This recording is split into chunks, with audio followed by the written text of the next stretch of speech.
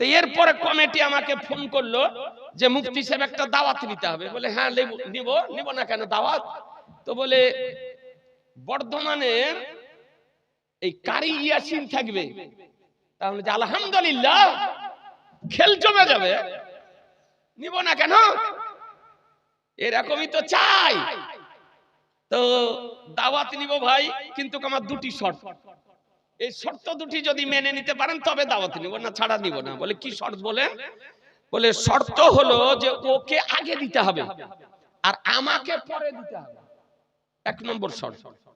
আর দ্বিতীয় শর্ত হলো ও যখন আলোচনা করবে তা আমি মঞ্চে চেয়ারে বসে থাকব। এই দুটি শর্ত। আর যদি কিছু শরীয়ত বিরোধী কথা বলে তোকে দলিল সহকারে তখনই উত্তর দিতে হবে।